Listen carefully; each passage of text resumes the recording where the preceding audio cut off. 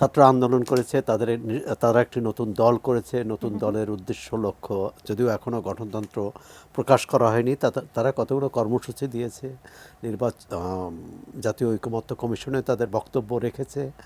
এখন তারা যে কর্মসূচির কথা বলছে, তারা নতুন বাংলাদেশ চায়, নতুন বন্দোবস্ত চায়, নতুন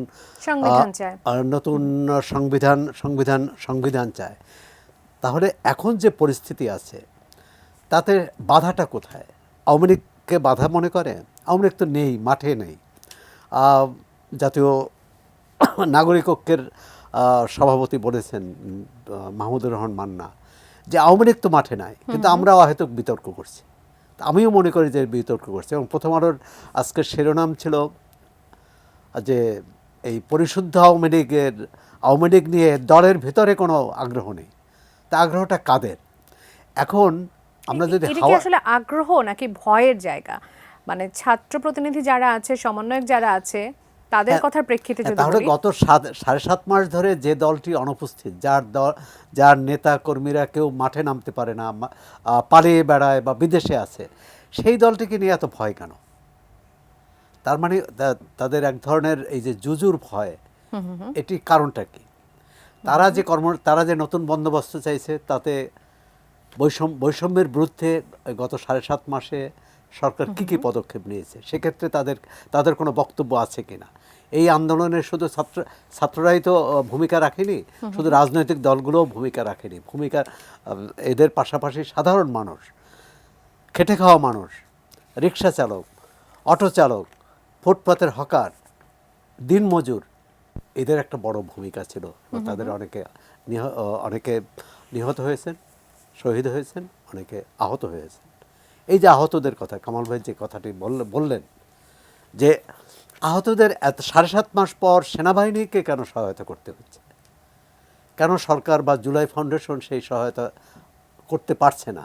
এবং এর মধ্যে সংবাদ মাধ্যমে দেখলাম যে এখনও মানে তারিখেই চূড়ান্ত হয়নি, এবং অনেকে নাকি যারা সাধারণভাবে আহত হয়েছে, যারা দুর্ঘটনায় আহত হয়েছে, তারাও নাম লিখিয়েছে। আমরা কোথায় যাচ্ছি? আমরা তো একটা যে কোনো আন্দোলন, সংগ্রাম, আদর্শ, এটা তো একটা মূল্যবোধের উপর দাঁড়ায়। সেই মূল্যবোধটা কোথায়? আমরা 4-5 আগস্টের পর একটা নতুন মূল্যবোধ চেয়েছিলাম, নতুন নীতি চেয়েছিলাম, নতুন আকাঙ্ক্ষা জাগ্রত হয়েছিল মানুষের মধ্যে। সেই আকাঙ্ক্ষাটা কত ধীরে ধীরে কেন বিলুপ্ত হয়ে যাচ্ছে, কেন ফিকে হয়ে যাচ্ছে?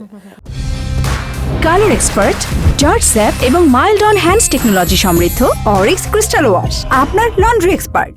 যারা আন্দোলনকারী সবাই তখন ঐক্যবদ্ধ ছিল, আজকে এই বিভেদ কেন?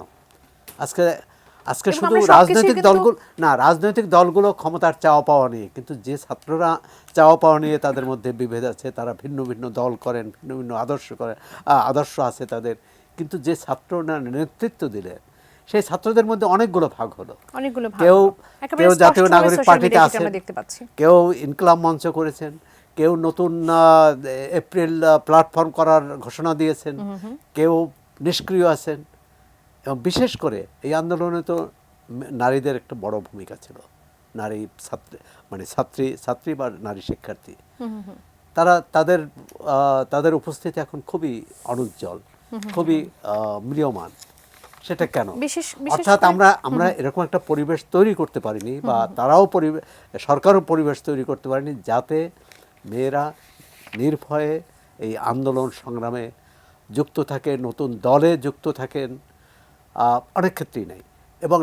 এবং মানুষের এই সরকার যে নতুন দল যে নতুন বন্দোবস্ত চাচ্ছে, নতুন তাদের আকাঙ্ক্ষা তৈরি করবে জনগণের মধ্যে, তার তো প্রথম তাদের লক্ষ্য ছিল জনগণের জানমালের নিরাপত্তা দেওয়া। সেখানে তাদের এগিয়ে আসা উচিত। আমরা তো কিছুদিন দেখলাম যে তারা ট্রাফিক নিয়ন্ত্রণ করেছে, খুব ভালো। কিন্তু এই মুহূর্তে তো ছিনতাই, ডাকাতি, ধর্ষণ এবং হত্যার ঘটনা বেড়ে চলছে।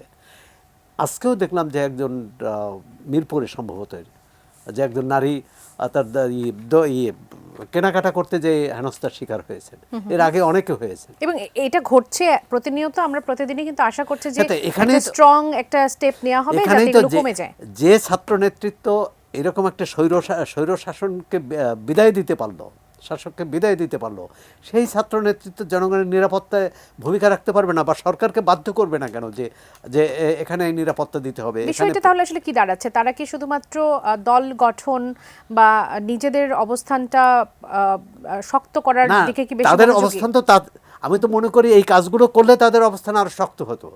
বরং এখন মানুষ মনে করছে যে আমাদের প্রচলিত রাজনৈতিক দলগুলো, পুরনো রাজনৈতিক দলগুলোর মধ্যে যেমন ভোটের হিসাব নিকেশ, ক্ষমতায় যাওয়াটাই একমাত্র লক্ষ্য, এখন তো আমরা দেখছি যে নতুন দলের মধ্যেও সেই প্রবণতাটাই বেশি, এর বাইরে কিছু না।